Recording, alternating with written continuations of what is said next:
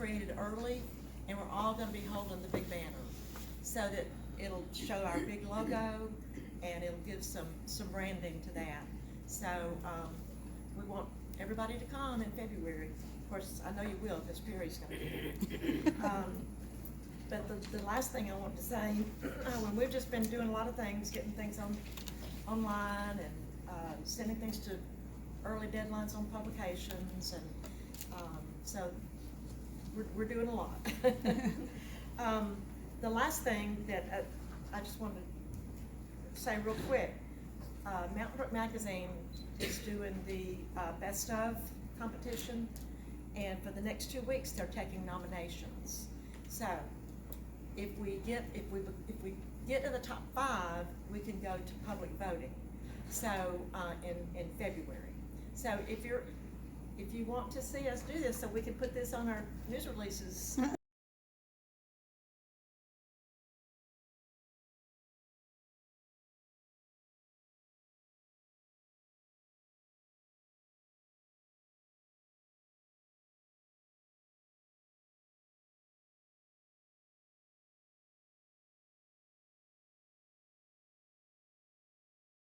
Line of the form, but you need to put in Art in the Village, Mountain Brook Art Association.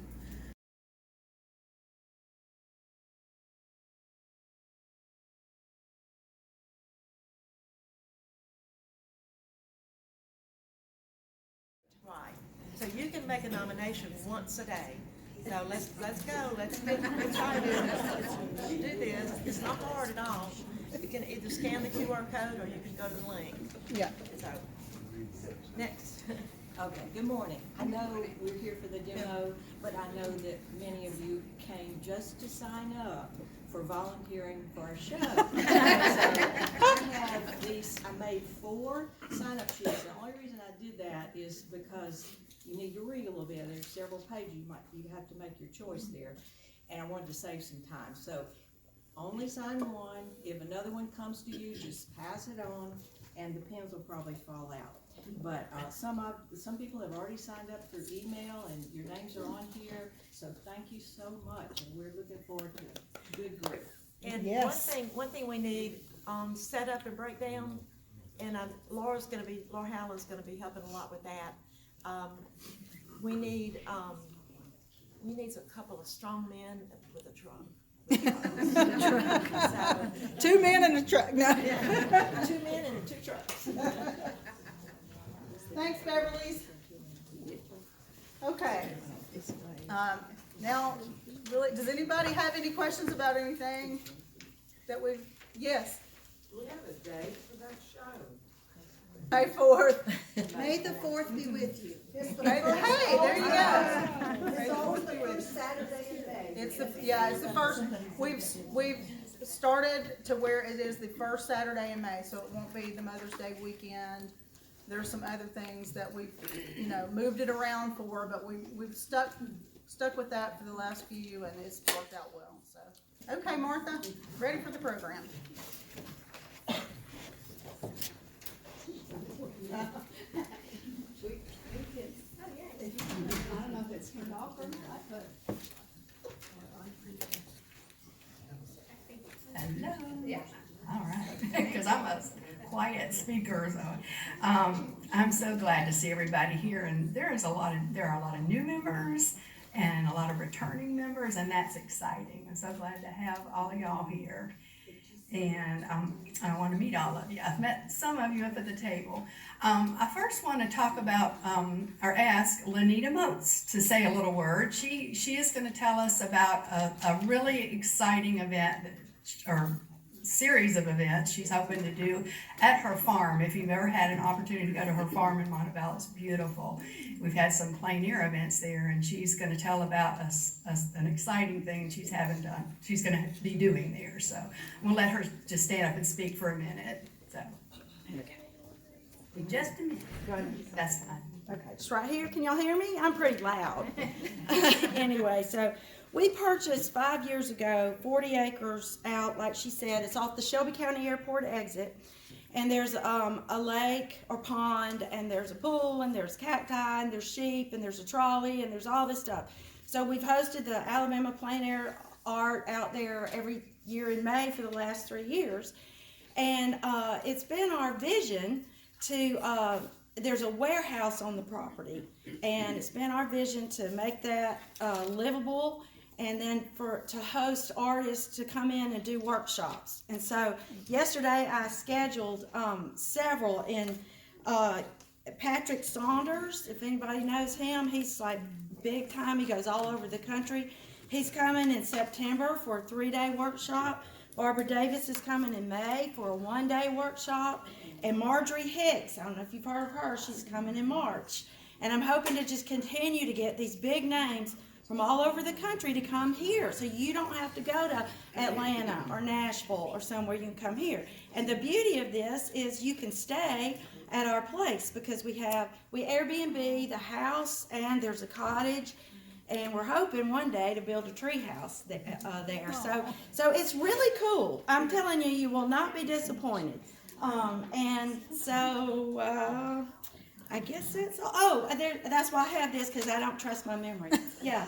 Do you have a website? Okay, all that is to come. Right now, if you want to see the property, you can go to greenpasturesgetaways.com. But we're working right now. See, I have, just like all of y'all do, I have an Instagram, I have a Facebook for me, for my art. But we have that for Green Pastures Getaways, you know, to stay there. And but hopefully this is kind of a different animal, so I'm hoping to come up with an Instagram and a Facebook and all that for these workshops. But that's just, y'all are early. I'm telling you all this before everything's done. So you're getting the scoop early. So that's good. Oh, one other thing. I teach once a week to my loyal group who come and won't let me quit. I've tried to quit several times, but they won't let me. So, and I'm hoping to teach there. You're welcome to join our class. But I know that's kind of a drive for most of you, but I do that. And I'm hoping to have more things like open studio, where I have model. I mean, one time I hired some, we're near the American Village, so I hired some actors from the American Village. I had George Washington and Martha, there, and Jill Floyd showed them a demo of how to paint. One time I had Van Gogh come out of a time machine box. She's very creative. I did have y'all seen who's seen the Great British Baking Show? Oh, come on, y'all. Well, I did with my art students. These were my high schoolers.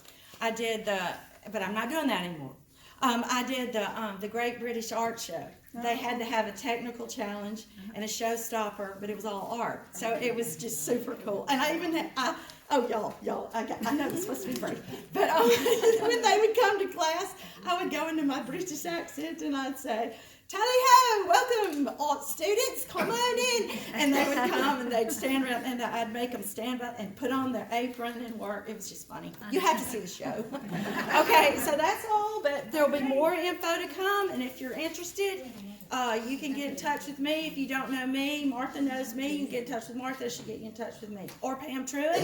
She will know a lot. Tell them your name again. Lynita, Lynita Motes, Motes. And you're on Facebook and Instagram. Yeah. Thank you. You're good. All right. That is exciting. That's how we find each other, right? I just wanted y'all to know about that, because it is very exciting. So it's a beautiful place too, and I've stayed there, and it's wonderful. Okay, first of all, I want to tell y'all, if anybody hadn't signed in, just kind of go around at the back and come over and sign your name on the list, because that's for our door prizes. We're going to draw for door prizes toward the end of the meeting. And we're having Perry Austin. She already mentioned that. He is a wonderful, wonderful artist, and I've known of him and known him quite a while, but he does impressionistic oil paintings, and they're fabulous. That will landscape. be here. That'll be here next month. So, anyway, we'll announce it way ahead. Mm-hmm. Yeah, you'll know. So, And March will be a night meeting. yes, March will be a night meeting. We're scheduling that still, so working on that. Now I want to tell you about Madison. We have waited and wanted to listen to him for a while now, and I wanted to tell you that he is a painter from and his earliest artistic training came from his mother, or grandmother, who was a portrait artist. And after graduating from Troy University in 2014, he moved to New Orleans, where he began his art career. And his first solo show was at the Steve Martin Gallery there. In 2018, he was granted a full museum show at Troy University's International Arts Center, the first alumni to be given such an honor. And he's currently represented by galleries across the South. He produces a varied body of work, from very realistic imagery to pure non-objective abstraction. And I think he's going to do kind of a combination of both abstraction and realism.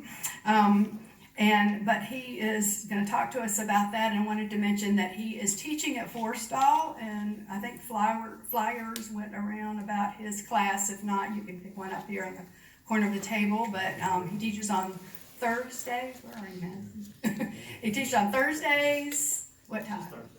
Thursday. Different times on Thursday. That tells more about that, but you can call Forstall, and he has some space left in that, so it's an ongoing class. Welcome, Madison. Thank you for coming.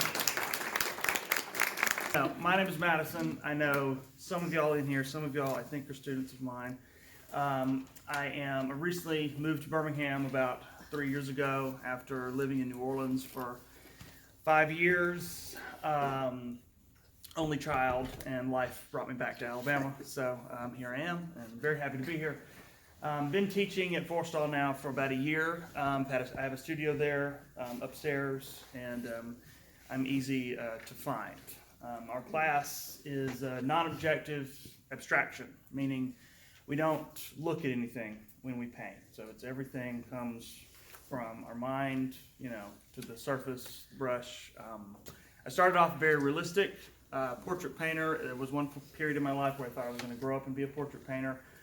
Decided I didn't want to do that, but I've always painted realistically, and I've always had a abstract bent. And it wasn't until recently that I kind of started to explore both and then kind of meet in the middle. So today I was going to demonstrate how my approach to just pure non-objective abstraction.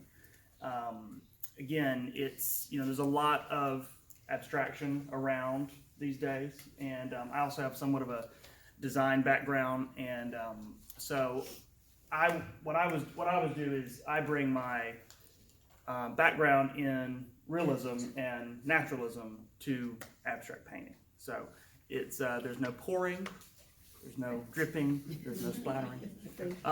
It is easel painting. On the easel with mostly acrylic. I don't really have the space to do oil with abstraction, so it's all acrylic. I don't use any mediums, really. There's so many mediums that you can use, and it gets a little overwhelming, so I just do mostly acrylic. The materials that I use are, don't tell anybody, a lot of them in the hardware store. Yeah.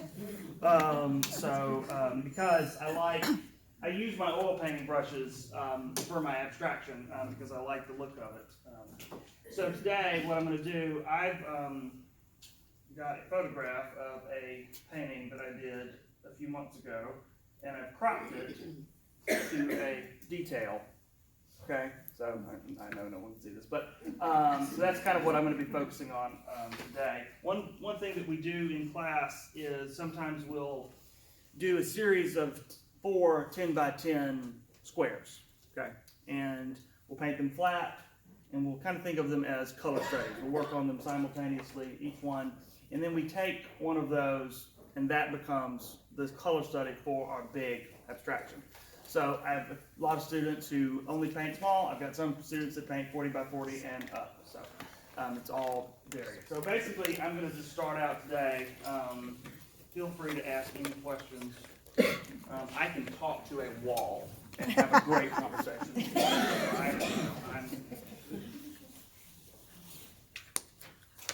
So I'm basically going to start out how I would start out a realistic painting. Sometimes I use charcoal, but it's just personal preference. Today, I'm just going to use kind of a thin wash, neutral anybody wants to come up and see the colors I'm I was using. about to say, I'm if you using- need to move to be so- able to see, go ahead. Again, the background's very traditional. So the palette starts off with the Zorn palette, which is black, white, ochre, and then whatever vermilion or cadmium red that you have. And then I kind of build off of that. I do the same thing with abstraction. So I'm starting off with just some black and some cadmium, some ochre, just to kind of get a neutral. And since this is a demo, I am looking at something. I have a jumping off point, but just because this is what I'm looking at does not mean this is how it's going to end. That's the kind of the beauty of this, is that you don't know where you're, kind of how it's going to end up, which is fun.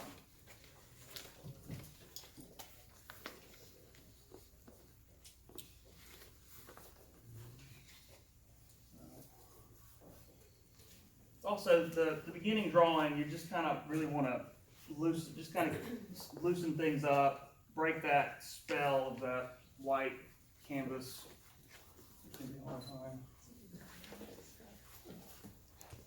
I don't usually tone the canvas when I do an abstraction. I do tone the canvas when I'm doing something realistic.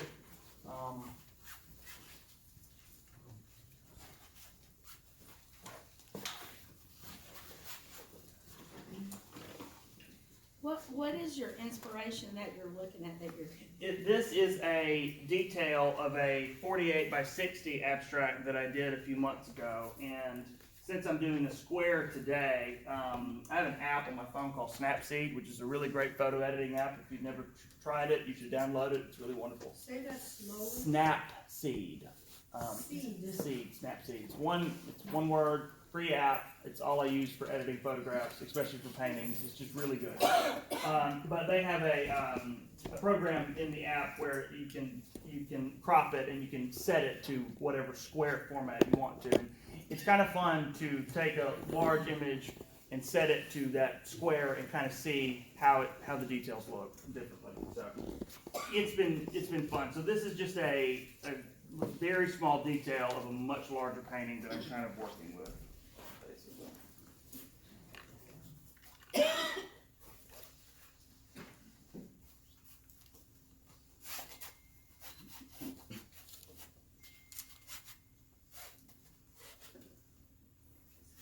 How do you first get your ideas for the layout or for the idea of what kind of space it's going to take? That kind of develops as you go. That's the difficult thing about non-objective abstraction, is that compositionally you have to figure it out as you're going. I think of it kind of like a Rubik's Cube that's fighting back, a puzzle. Think about it as a mosaic. You're putting down your pieces, but you haven't put the grout down yet. So it's constantly changing. In class, we'll be working on it one way, we get frustrated with it, and then we flip it upside down and work it on a different way. That's why working in the square is so much fun and a challenge. So, kind of basically have my basic idea of where I'm going. So I'm going to start to throw in some color.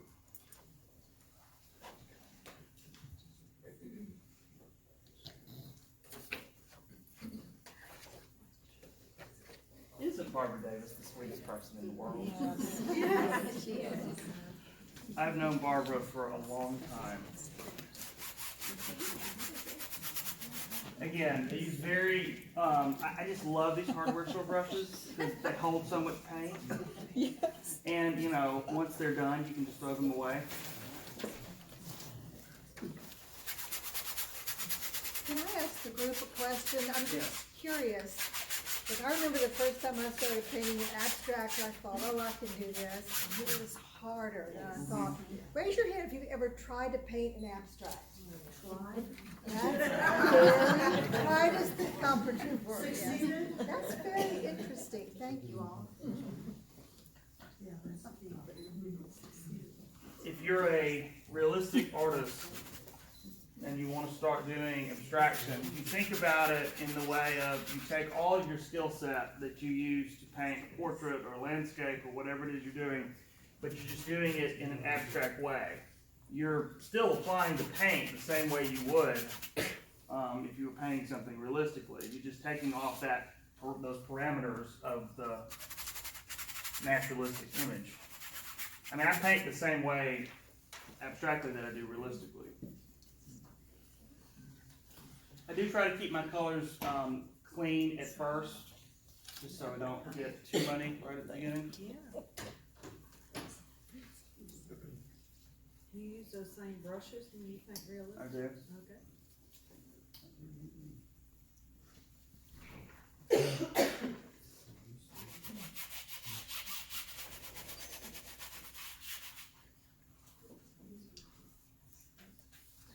Are you mixing those colors or are you using straight from the tube? I am roughly mixing them.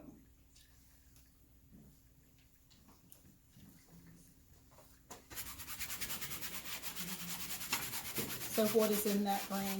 This is a sap green with this really pretty blue color that I just bought. Chinese blue. I love these abstract innovative acrylics. They're really wonderful. They're heavy body. They're great. And you get those at Forsyth? All art center.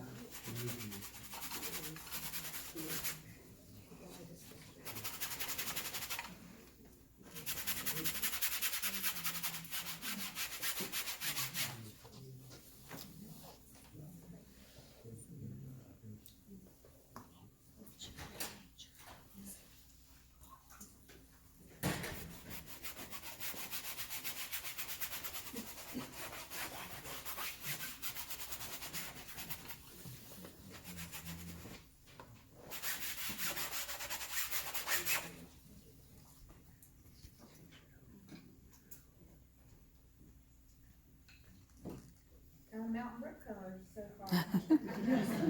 Mountain Brook colors? What are the that Mountain Brook dark colors? Green and gold. Oh, well, What is that darker color you just used?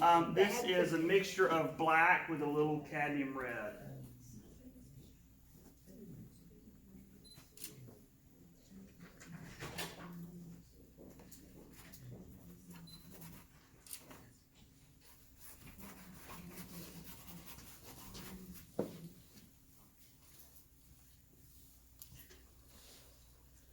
So, any of my students are here, they'll know that I'm obsessed with this color.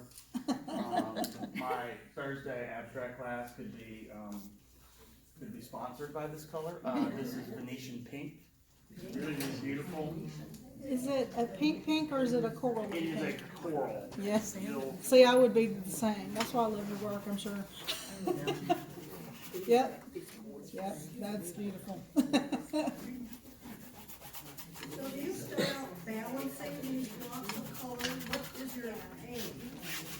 The aim is to, you know, I don't want it to be like color blocks. You know, you see that a lot with abstraction, and I try to create a asymmetrical composition. I try to avoid putting things in the center.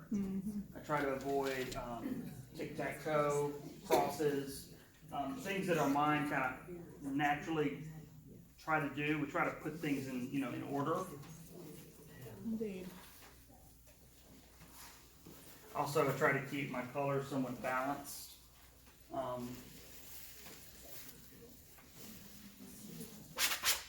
Did I make a mess? I made a mess. If you let it dry. Oh, there, man.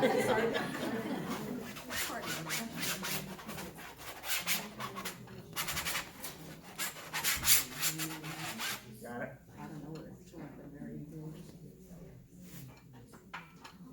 It doesn't clamp very easily on them. There we go.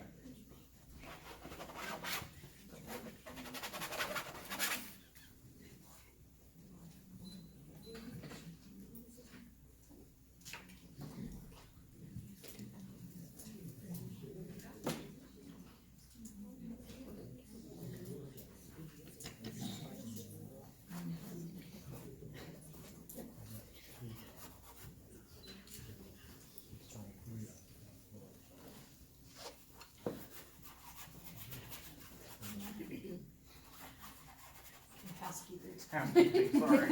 Yeah. make a little bit of a mess. It's water in class. soluble. We're good.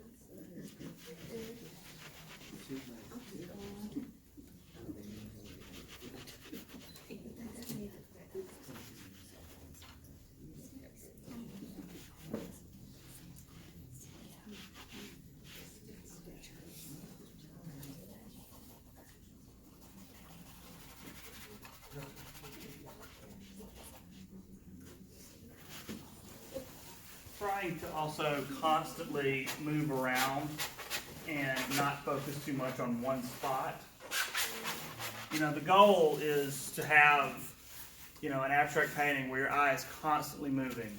It's not focusing on one thing. You know, if you focus too much on one area, you really should take that area out or scrape it off or whatever, because it's too much of a focus.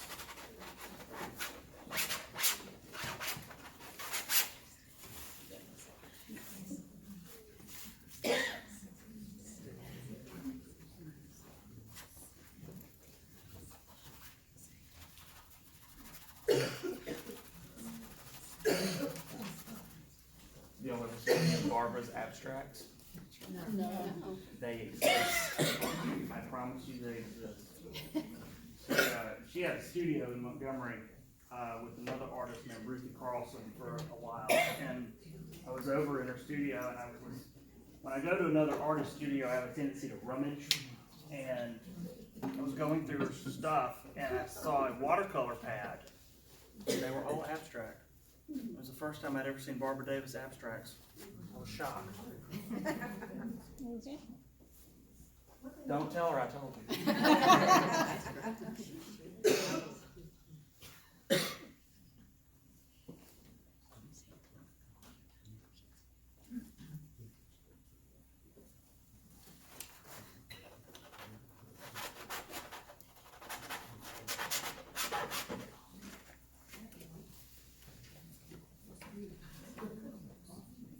What is that? This is just some pure white mixed with kind of the rest of the colors on my palette. It kind of creates a gray.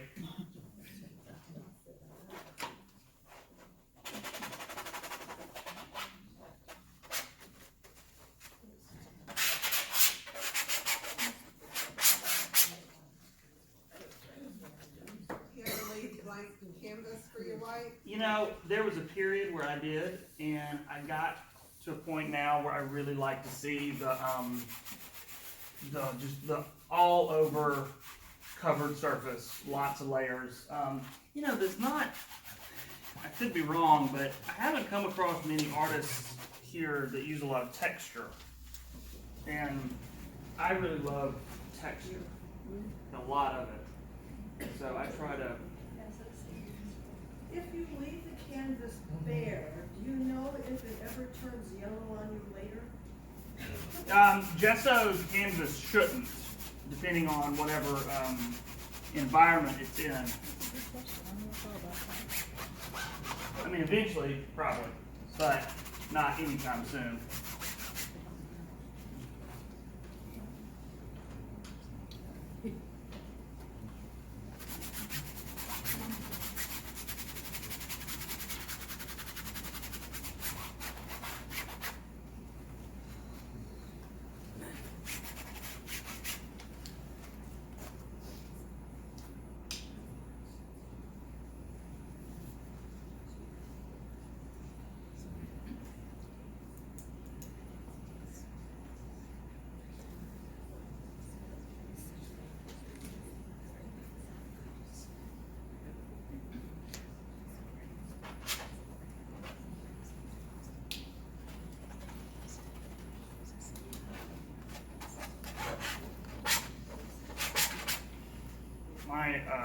My father's sister, my aunt, was a oil painter, and she only painted with palette knife.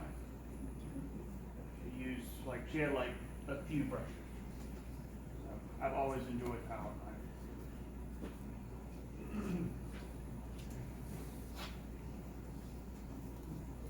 Madison, do you ever sneak in little hidden messages? You know, Little things that you like to do? there will be the occasional time that I will, write something on the canvas first, you know, depending on how esoteric I'm feeling at the moment.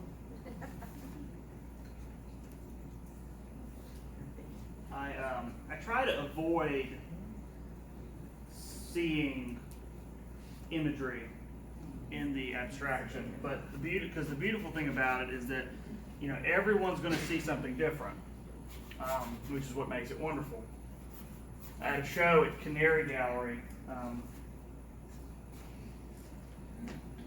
in 2022, yeah. And I had 2 really large abstractions in the front room, like 60 by 60. Wow. And the rest of the show was realism. But I had this guy come up to me and says, "I love your car crash paintings." I'm like, "Do what now?" He said, "Yeah, in the front room." I'm like, "Please show me." He went up and he showed me exactly where he saw a car crash. It was amazing. So it's like everyone brings something, you know, different to it. It's like, all right, you know, let me know when you get home. Do you title your paintings? I do. I went for a long time, not, you know, thinking that was silly, but you know, everyone loves narrative in some way, even if they say they don't.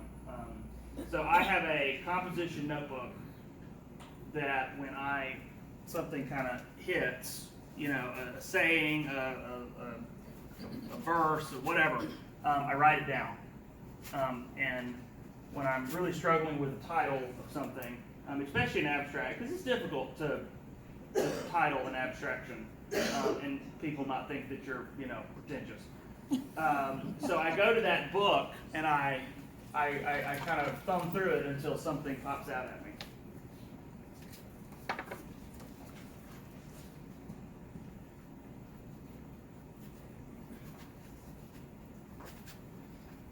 Usually these start off really big and brushy and loud, and then I start to slow it down a little.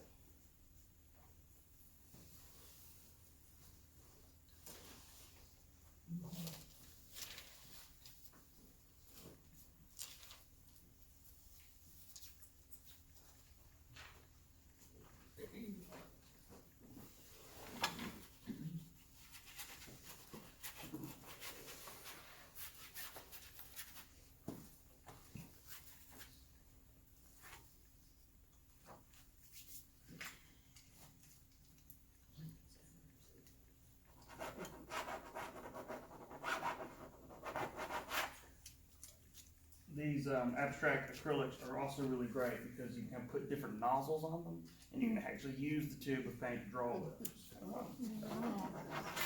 So, Are those nozzles available right where you buy next to the paint? They are, yeah, and you can do, like anything from, any type of nozzle you can imagine, you know. So, but I actually, I've done a series of paintings of cake, big ones, and I'll take the nozzle and literally sit there and pipe it, you know. This is kind of the beautiful thing about acrylic, is that you can do so much with it. So is that paint, is the viscosity of that, or the texture, is it like the same as a heavy body? Yes, this is the same thing as a heavy body acrylic.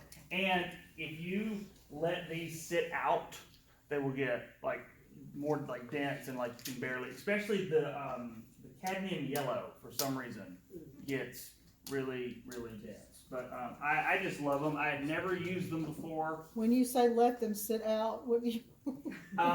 Madison has a really bad habit of not putting the tap back on. So, whoops. The girls that work downstairs at Forstall are. I'd be lost in the parking lot without them sometimes, and they do have a tendency to go to my studio and put my camera back. Madison, do you have any rules that you're thinking about while you're painting, like the number of colors or the? Don't spill anything. Don't spill anything. Don't don't get anything in the floor. I'm thinking about, I want to have the whole canvas covered. I'm thinking about large spaces, but I'm also thinking about drawing and redrawing. So, it started off with a gestural drawing, and then we started to add, all the big blocks of color. And then I'm going to go back and throw in some abstract detail. I love using brushes like this that I've had forever because they're really great drawing brushes. And, you can do just these really beautiful lyrical line work with them. His mark making is wonderful. Thank you. My, toward the end of her life, my grandmother painted until she was 95. Toward the end of her life, she only painted with pastel chalk, but these really big pieces. There was a praying pastel, remember those? I don't think they make them anymore. And she would put them on, and then she would use her hands, and she would blend with her fingers. I love it. And it was really- Diane Townsend has some really large tirages, I think that's what they're called, but pastel. Now, my grandmother would roll in her grave if she knew I was teaching an abstract class. You're doing what? So she was doing portraits? Yes. In those big pastels? Not toward the end. Toward the end, she was just kind of doing her own thing. Macular degeneration. It didn't. It's fascinating. It did not rob her of her ability to see form. It robbed her of her color. It was fascinating. Wow. It was fascinating. You think then she would be doing abstract by then?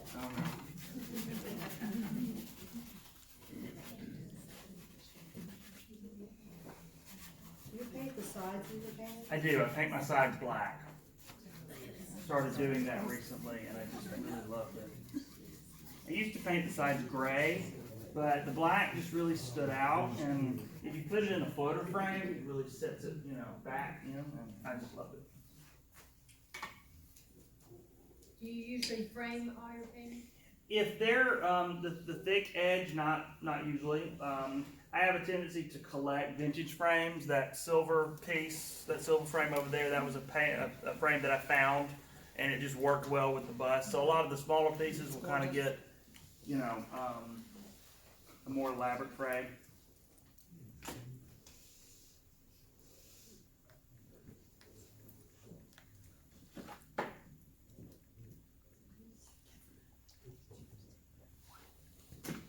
My Thursday class is very much kind of old school abstraction. We talk about Joan Mitchell and Kooning and Grace Hardigan and all those people. So there's something comforting about abstract expression.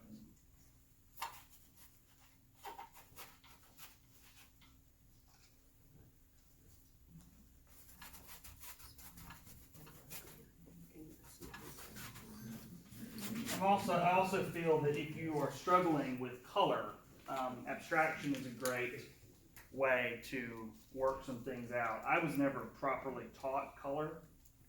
I went to Troy, and we had a color class that was wonderful, but it was all on the computer. So I was like, well, I know how to use Photoshop now, but that's about it. So no mixing, no color mixing. We did little, black and white, but no, Interesting. It was very, the professor was a former professor at Parsons in New York, so everybody was like, oh. But him and I actually have a really good relationship now, and I told him that. I said, Ed, loved your class, had no idea what I was doing.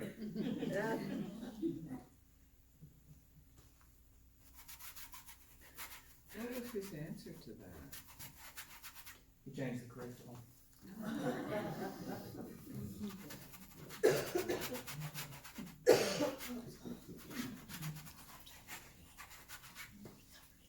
I also find myself, as I'm going, I use less and less water.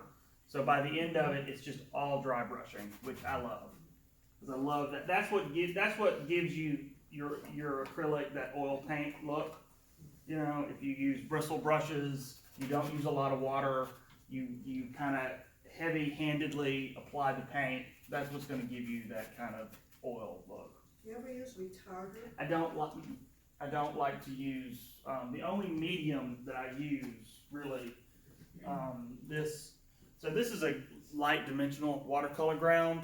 It's the exact same thing as the light modeling paste that Golden makes, which makes your acrylic kind of feel like buttercream icing.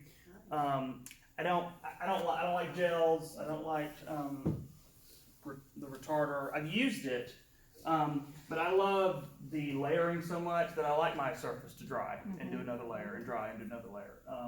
That's also where you can get some really good high realism in acrylic. That cheeseburger over there is acrylic. I need to pass that around. Pass the cheeseburger around. And, you know, and that was just dry brush on, did a layer, let it dry, did a layer, let it dry, no medium, hardly any water. And you can really get, same way that high realistic watercolors do, you know, a lot of dry brushing. So, but if the medium, you know, if the retarder works for you, then use it. But we just go through a lot of paint.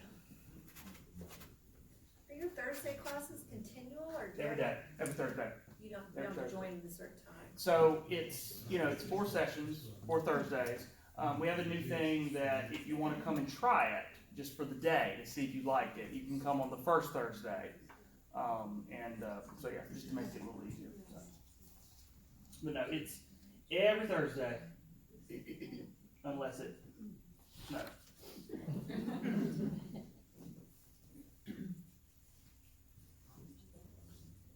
And we do have some spots available. What time?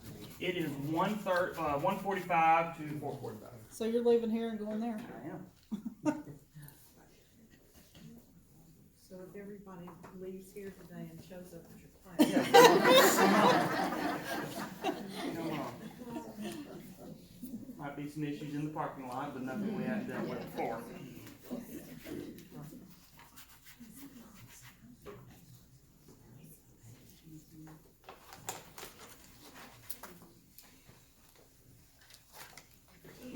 Do you use mixed media at all? Or do you like just paint? The only mixed media that I do really, again, I started off as a very realistic oil painter.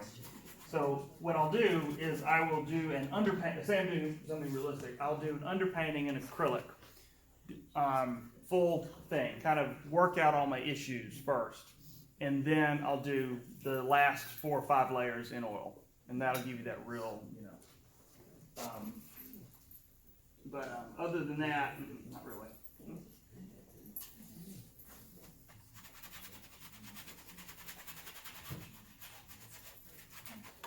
Do you varnish your paintings? I varnish the small pieces.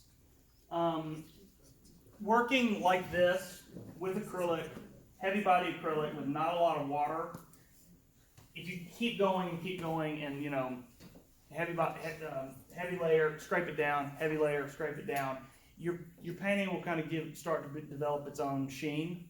So a lot of times with the bigger abstracts, I don't have to. They already look, you know, varnished. Smaller ones, yeah, and the work on paper, yeah. Semi-gloss, gloss, matte. I use a high gloss for the little pieces on canvas. I use a satin for the works on paper, and then a gloss for the large scale oil paintings. I like shiny. I like shiny. You want to do a matte varnish? No. Why? Why? Yeah. Why? It's already Matt. No, why would I do that? No. I don't want to be missed.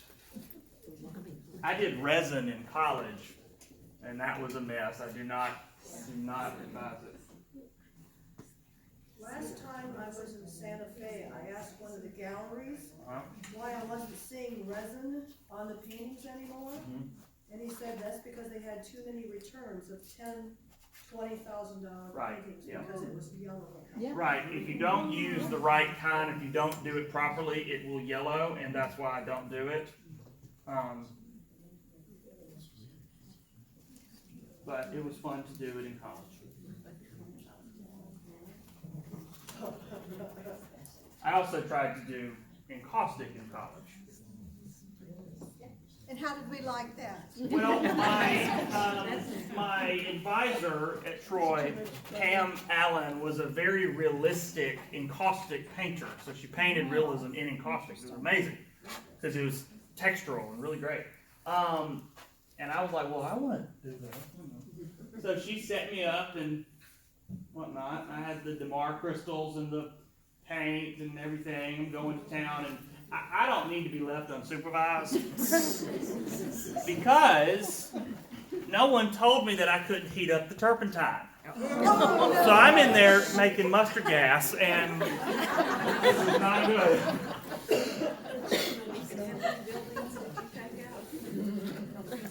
She, after I graduated, she actually had a heart attack. She didn't die, but we jokingly like to say that I was the reason. Oh, that color is gorgeous. I have bought, I can't tell you how many times they've had to order this from me. It's a really beautiful color. If y'all want to come up here, when you mix it with any dark, it makes this beautiful chromatic gray. So it's extremely versatile. You know, some paints just magic, you know. What about the light you're using up there? Is that a battery? This is a piano light. This is her Marcus. piano light. It's lovely. Amazon. Is it battery operated? It's rechargeable, and it's 5 different light settings. Flip to the top. So the easel? It just flipped up.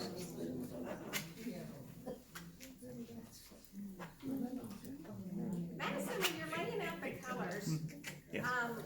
do you give thoughts about, I guess, placing complementary colors together? Yeah, not at first. Not at first. I think that's my biggest challenge with abstract is almost like, That is something we explore a lot in class, and my thought is like, all right, go online and look at some color combinations that you like, look at some artists that you like, and what we'll do is we'll bring that to class, and then we'll build a painting off of that. And so I think you just got to use the colors that you respond to. For a long time, I was doing kind of pastel landscape, or not pastel abstracts, and then real sweet and pretty. I'm not a very bright, happy person. Why am I doing this? So I started my kind of darker color palette, which I like a lot better. My favorite line, though, is when I post some pastel, sweet, nice thing on Facebook, and someone says, "Oh, I love it when you paint pretty pictures." Madison, what's your favorite pen to use to sign your work? I use a red Posca marker. It's wonderful. That's all I use. They're great. They're very, very opaque, and we learned recently they are refillable. They're refillable. I did not know that.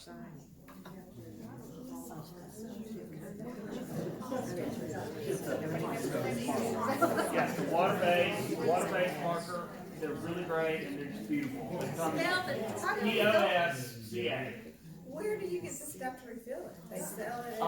They're going to start selling it at Fort Hall, I believe. We all learned it. We were like, oh wait, So, they come in all different types, and they sell them like crazy. People love them. Yes, great.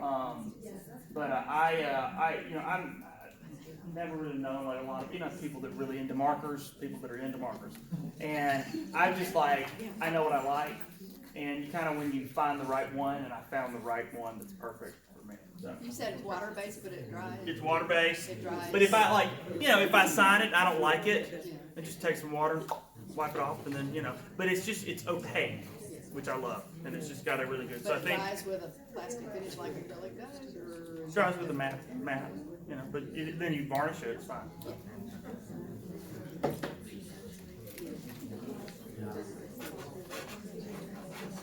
How am I doing on time? Yeah. Let's see. A little after 11, so.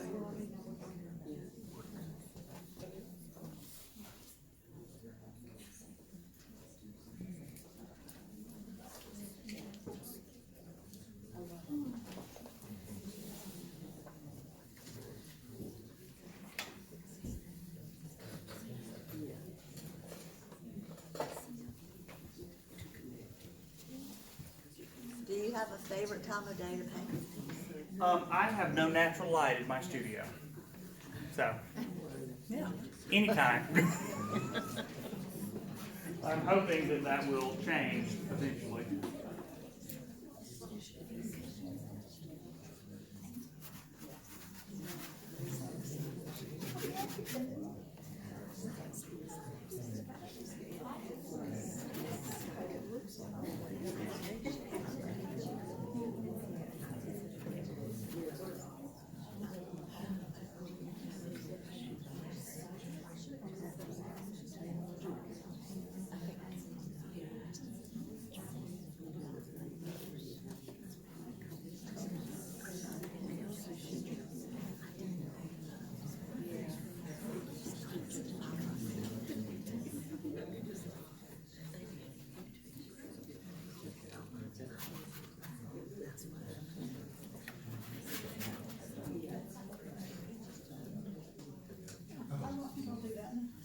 I want to take a minute, because we usually do this and I forgot.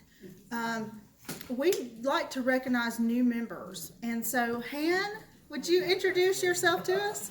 Oh, yeah, I'm originally came from the Burmese.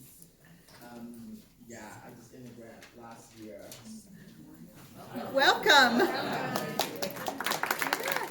We're so excited. His work is absolutely gorgeous. He does the most beautiful water lilies from the botanical gardens and lots of other things, but they are gorgeous. Go check his work out on Instagram.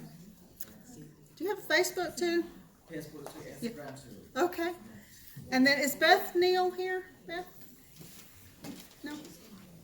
Okay, well, she's a new member too, and those are the only two since the beginning of the year, so we're excited to have new members coming in.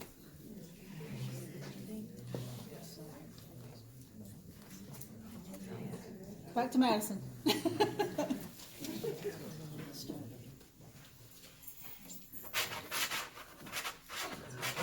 Another really great thing about acrylic is that as you're working, if you really start doing a lot of layers, it kind of starts to resist against you, which is going to give you some really interesting textural things. Yeah. You know, you can't plan this. There's no planning, which is you got to get out of your head. You know. Well, after looking at your cheeseburger painting, now I think that's an abstract of your cheeseburger. Or I'm just hungry. That's what I see. That's so funny. I'm also thinking, if I have any places like, blank spaces, really great place to just add in some.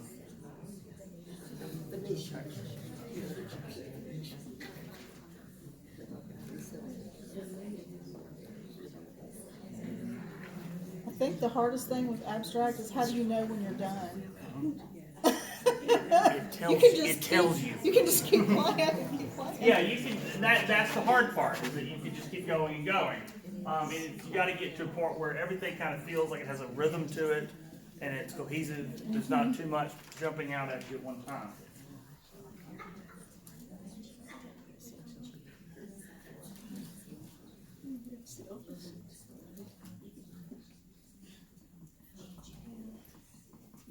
No.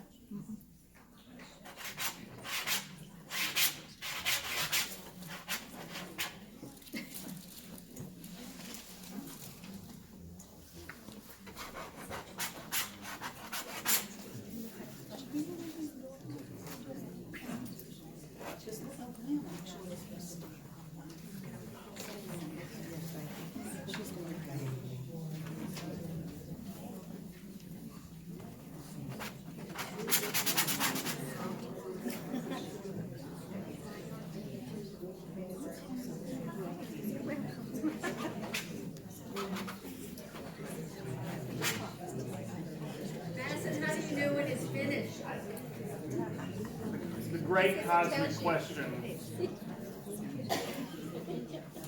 When it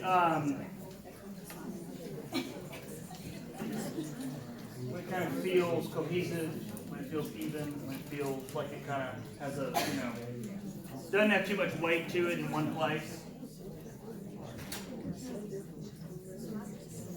So you're looking for balance. Balance. In shapes and in color? Shapes, color.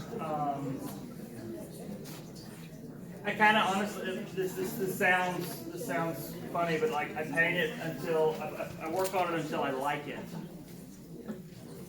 and I'm like, my rule for myself is nothing leaves the studio that I wouldn't hang in my house, So Do you look for like a focal point? I don't want too much of a focal point. I don't want my eye to automatically go to one place, and that's the difficult thing because your composition is kind of changing as you're working. And that's where it can be a challenge. If that makes any sense at all.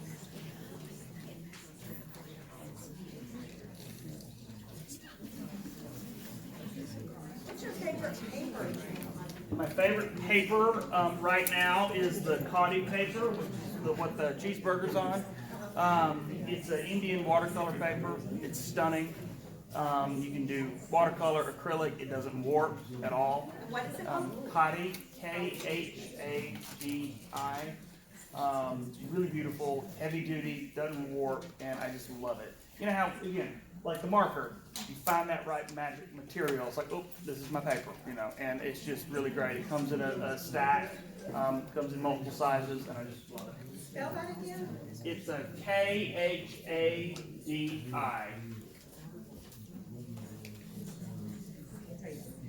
It's just really beautiful.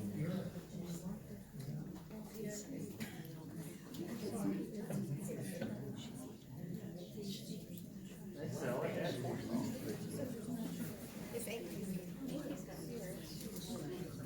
One more announcement. I don't know if y'all saw the Facebook post, but Chris Cruz is working with Ollie, which is it's a lifelong learning situation that has lifelong learning in many arenas, but she's teaching an art class.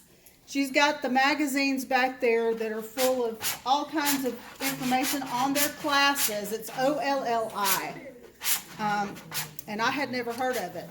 So if you're interested, she'll give you a magazine.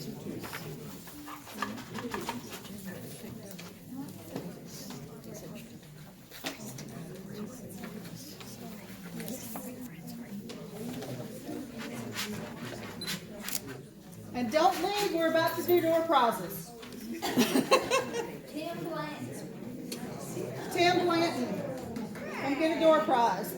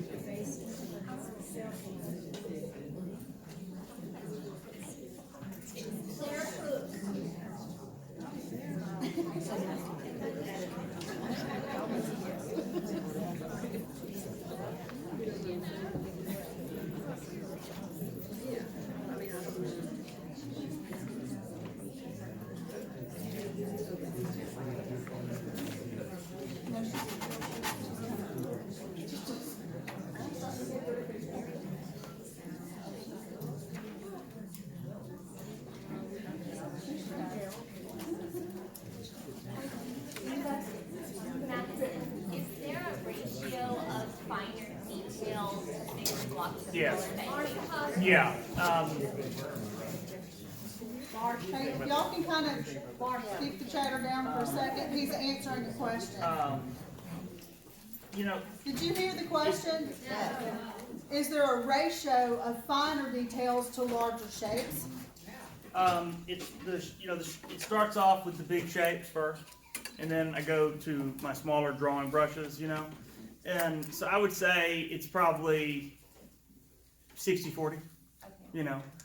Too much of the line work, it's busy, you know, but I like the idea of having, you know, one area of just kind of mass color and then detailed, and it's kind of a play between the two.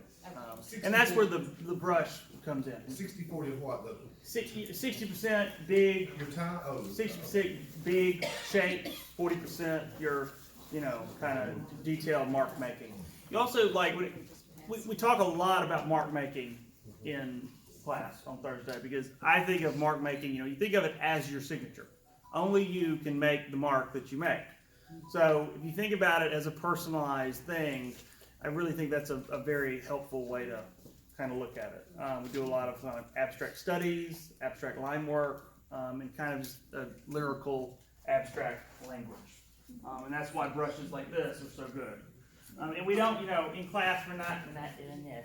It's, you know, I'll never forget, I had a teacher once, I was up there doing this, you know, trying to get it, and he came up behind me and he pushed it, and he said, "They're made this long for a reason." And so, you know, I kind of have to hold it in a certain way, but this is where the materialism of this comes in. That make any sense?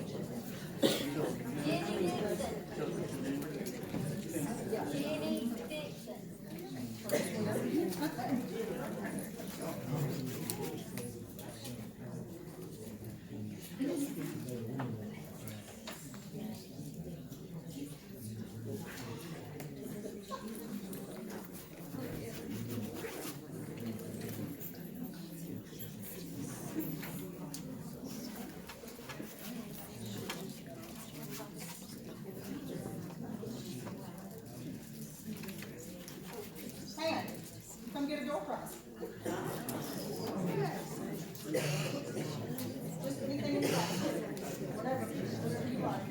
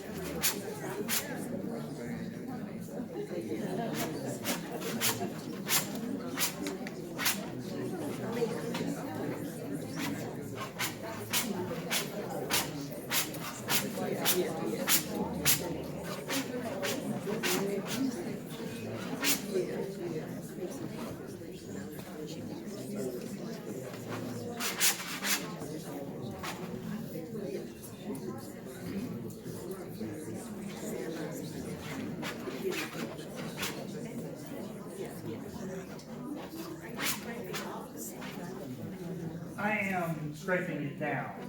I love the tech of, putting on a lot, scraping it down, and then getting all of that kind of on the edge, which then you can use to draw with, in a way.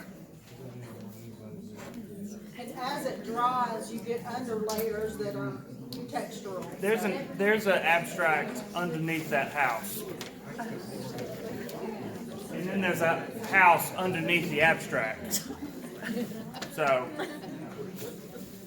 An insight to how your mind works. You scrape the entire painting or more selective? More selective.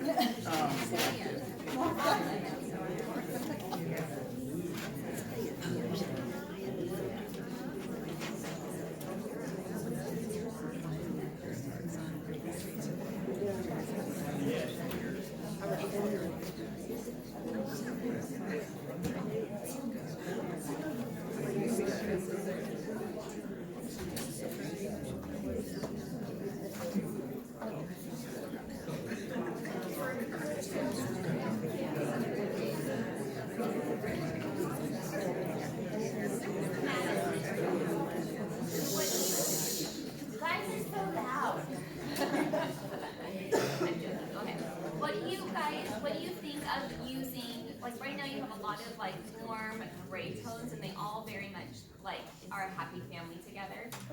What do you think about adding a saturated cool tone to create kind of like this annoyance of it doesn't quite go?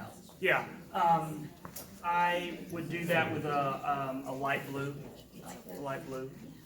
which is probably what I'll do here in a second. I kind of, when it comes to abstraction, I do kind of tend to gravitate toward warmer, darker, moodier palettes. Yeah. Because I'm a, dark, moody person, I guess. Darcy Glenn, is Darcy still here? Come get a door prize.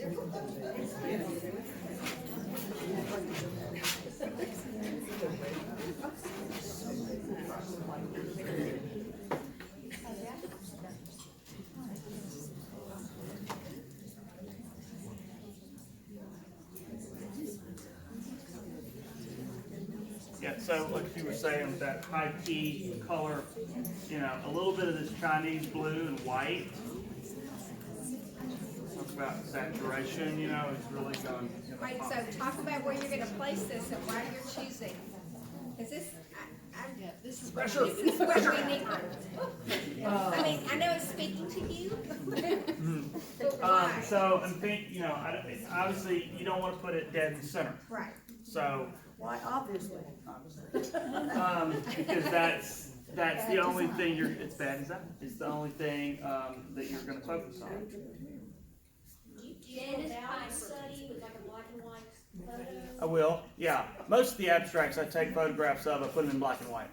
And then makes me just see it a little. Janice Piper, Janice still here? Oh. Come get the last door prize. Yeah.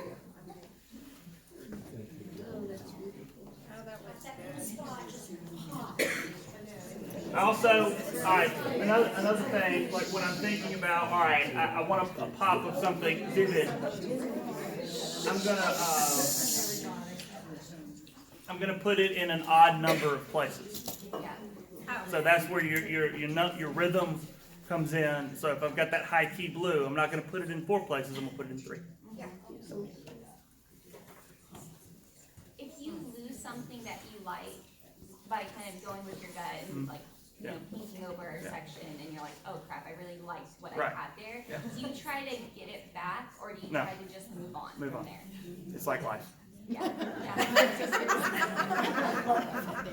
So another one of Made the a bad decision. keep going. Worry about it. One of the things we do talk about in class is that nothing is sacred. Okay. Anything can be painted over, scraped off, wiped out, and then just kind of keep going. And that's what's going to build like if I do a mark early on in the painting, I'm like, ooh, I love that. I'm not going to be focused on anything else, and that's why you just have to keep going. So. So did you develop this after your realism phase? I mean, there's this, like, you were doing mainly The realism, I consider myself a realistic artist who paints abstractly. That makes sense. Okay. So everything is realism for me. I started doing abstraction in between the realism. So I do realistic painting, and then I do an realistic painting and abstract. And what I learned was everything is realistic and everything is abstraction. Because I was using the same materials and doing the same techniques that I was doing in my realism, and I just did it in an abstract, non-objective way. And it was very therapeutic for me. And my thought was, I studied and studied and studied to be able to paint realism and paint what I saw in front of me. I am allowed to do some abstraction. So, and they fuel both fires. Well, it's all shapes and colors. It's all shapes and colors It's and all- forms. that's Yeah. all- and values. Just some shapes and colors Yeah. and forms end up being a portrait. That's So, right. yeah. Honestly, it's fun. I enjoy it, and it's just been really good. If I'm stuck on some big realistic painting, like I've got a series of paintings right now of the fair. So it's all the balloons and all the toys and all. It's a lot of repetitive detail, I think of it as an abstract, and sometimes I'll paint them upside down. That's another thing. Like if you have a painting that's a lot of detail and a lot of rhythmic realism, paint it upside down. You're putting your mind in an abstract way, and you're just painting form and color as you see them, and then you flip it up, and you've got a very realistic painting. So That's more interesting, probably. So I think of them equally. I think of them. I don't discriminate between the two. They are the same, And I've gotten a lot of criticism for that. Really? A lot. That is the main criticism that I get. You can't make up your mind. You don't know what you want to do. You haven't found your voice. That was my favorite one.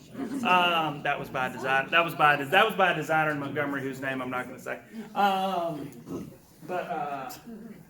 Yeah, I've always loved both, and both have always been there. Are any of y'all familiar with Clark Walker from Montgomery? Clark and Jake Wagnon. In that, love Jake. In that, there was an era where that was acceptable. You'd go to a Clark show, and there'd be a curb market scene, abstract, and self-portrait, and a figure study, and it was everything weaved together. Now, people are hung up on, everything has to look the same. Yeah. I would go insane. I would lose what's left of my sanity. I mean, I'm at a point now where I'm like, I can do both, so I'm going to do both. And if people have a problem with it, people that have a problem with it can't do both. So.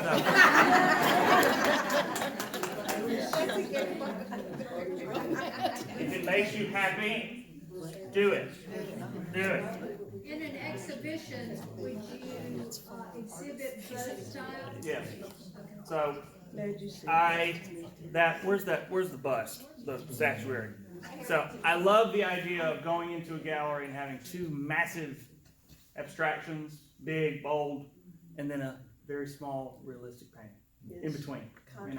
That was fun. That's kind of fun. So I don't know. I like the contrast.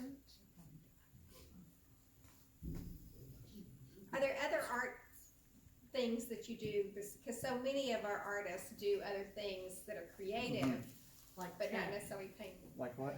Tatting. Well, or like jewelry making. How many artists in here have made jewelry at one time or another? I started off as a printmaker Okay. in college. So I love printmaking. I love etching. I love monotype. My greatest zen is sitting there with an etching plate and just zoning out for hours. So that was the fun thing about it. Every time I go down to Troy, they just give me a key to the printmaking room, and I just go to town. I love printmaking, though, and I am a big fan of collage, too. I do a lot of collage in the sketchbook, and it's another great way to create compositions. You print your photographs, you cut them out, and paste them together, and that's how I kind of come up with some of the big pieces. So.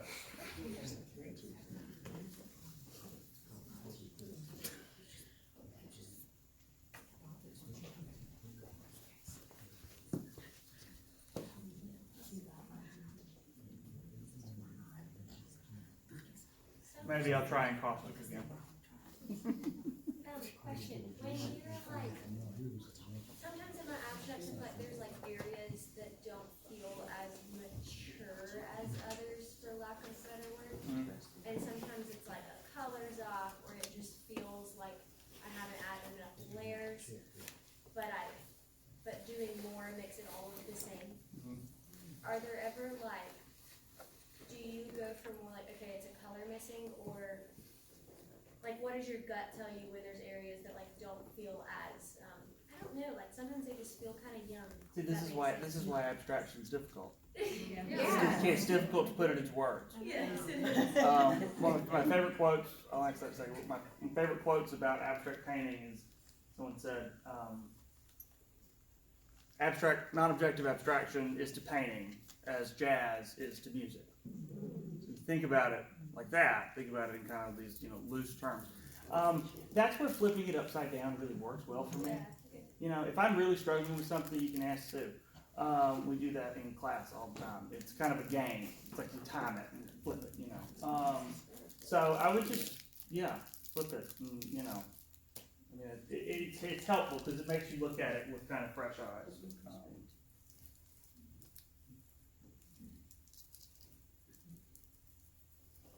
I'm at a stage where I'm happy with this. You better stop. What do y'all think? What do you do with the sides? I paint the sides black. Thank you. Now, the thing about abstraction is, those of us in here who are realistic painters, okay, that looks as much like that person as I can possibly do. This is why I mostly only paint people that I know, because I know when I see them. It's like, oh, there they are, boom, and it's like, okay, stop.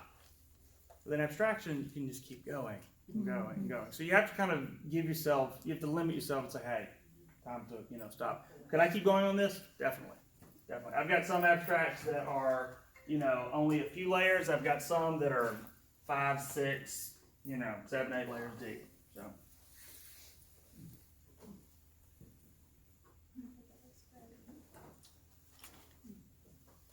And one of my favorite quotes from talking about color, Jake Wagner. Who in here knows Jake?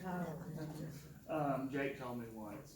He said if you're really struggling with color, just paint an Easter egg.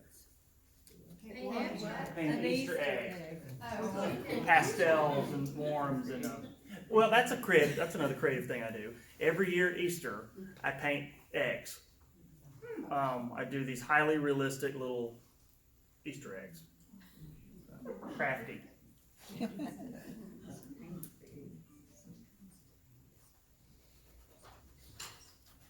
you paint every day? I paint every day. This is the first time that I've had a studio that wasn't in my house. And I just try to take advantage of it every day. Because it's like, well, if I don't, I'm just going to be at home. So, yeah. Has it affected your creativity? Yes. You're more intentional? More intentional. And also, I think of it, I turn the light off, lock the door, and go home. And I leave it. And it's there. Because if it was at my house, I would be up till 4 in the morning. I can't do that anymore. Yes. And I'm just painting larger.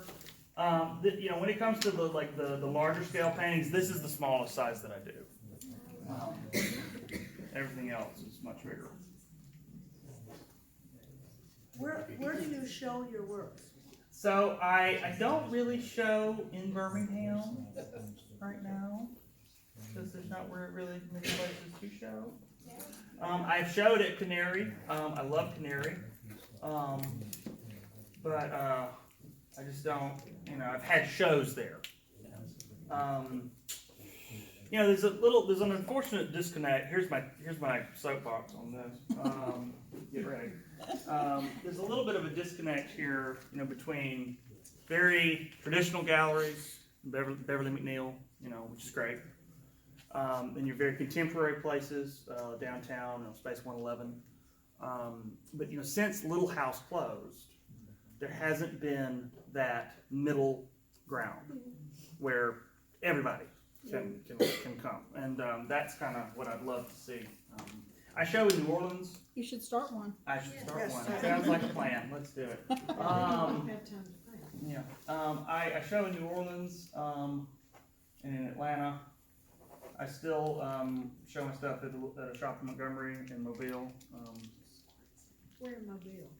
Sophiella Gallery. Oh, wow. And there's actually, speaking of, there is a new. Do you know Mary Elizabeth Kimbrough? I don't. Okay. She's in Sophiella. There's a new show that is happening in Mobile that's kind of similar to the Harding Art Show in Nashville. It's called the Loyola Show. It's the first year they've done it. I think that applications go live on the 24th, so that would be a great thing to apply for. It's in Mobile. It'll be in August, I think. The Loyola Art Show. Brand new thing. They're trying to kind of get it started on the Gulf Coast, which Sounds Catholic.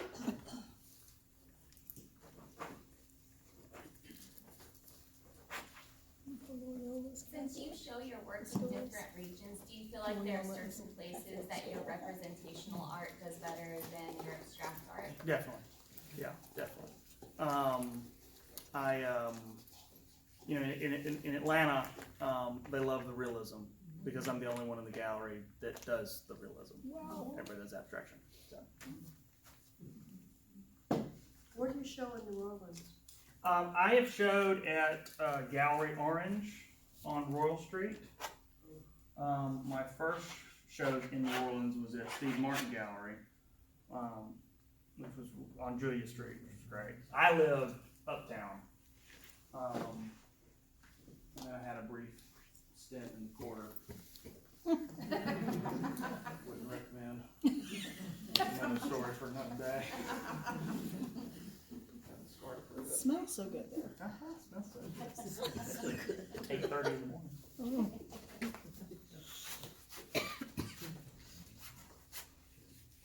I do want y'all to come up at some point and look at the surface of this, because surface is something that's really important in our Thursday class. You know, I don't like one layer stuff. I like heavy. I like what you just did. So are you driven by what you think is going to sell? Are you driven by what you think is going to sell? No, I think you have to paint for yourself first. And if what you paint for yourself sells, then, you know, you're lucky. But I just, in the back of my mind, you know, I've got some stuff in the studio that will never sell because it's, you know, dark and spooky. But you know, the houses, for example, that's a new series that I started doing that's extremely personal and meaningful to me. I started doing them after the Selma tornado when I went back home and just saw the devastation. These beautiful old homes that were already in bad condition. Yeah. And then the tornado just, you know, so I have all these photographs of houses that you can just see all the way through. So I started calling them ghost houses, and started making them up as well. So they kind of come out as memory, but people love them because they're realistic enough to where people go, oh, that kind of looks like blank, and they pull something from their memory, and then. No, I think you have to. If you don't paint for yourself first, what's the point?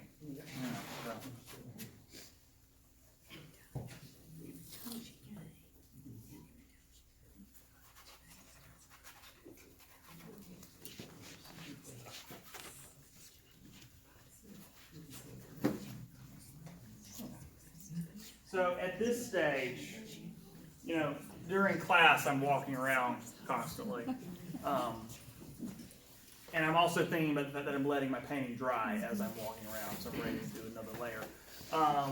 But you know, at this point in the studio, I would step away from it for a while and probably go back to it the next day. So I'm pleased with this in its present form. So.